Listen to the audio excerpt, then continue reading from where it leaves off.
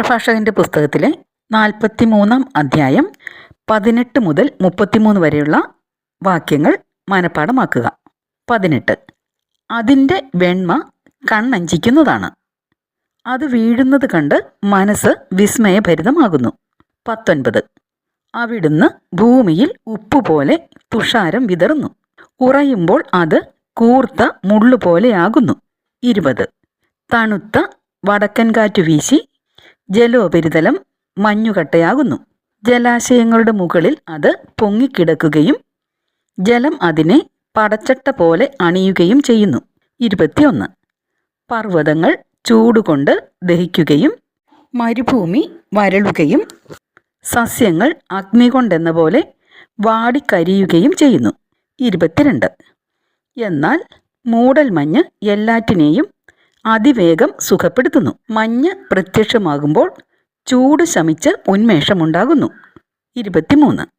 അത്യാഘാതത്തെ നിശ്ചലമാക്കി അതിൽ ദ്വീപുകൾ പ്രതിഷ്ഠിച്ചത് അവിടുത്തെ നിശ്ചയമാണ്. 24. സമുദ്രസഞ്ചാരികൾ അതിലെ അപകടങ്ങളെപ്പറ്റി സംസാരിക്കുന്നു. നാം അത് കേട്ട് വിസ്മയിക്കുന്നു. 25. അസാധാരണവും അത്ഭുതകരവുമായ സൃഷ്ടികൾ അതിലുണ്ട്. എല്ലാത്തരം ജീവജാലങ്ങളും അതികായങ്ങളായ സമുദ്രസത്വങ്ങളും അതിലുണ്ട്. 26. സ്വന്തം ശക്തിയാൽ അവിടുന്ന് ലക്ഷ്യം പ്രാപിക്കുന്നു.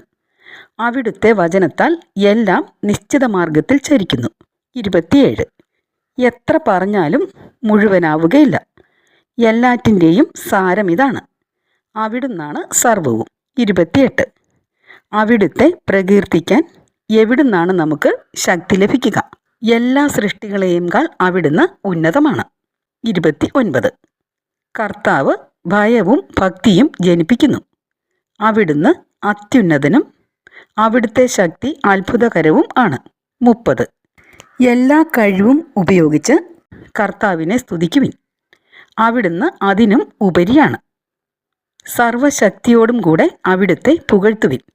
തളർന്നു പോകരുത്. എത്ര പുകഴ്ത്തിയാലും പരിധിയിൽ എത്തുകയില്ല. 31. ആര് അവിടുത്തെ കണ്ടിട്ടുണ്ട്?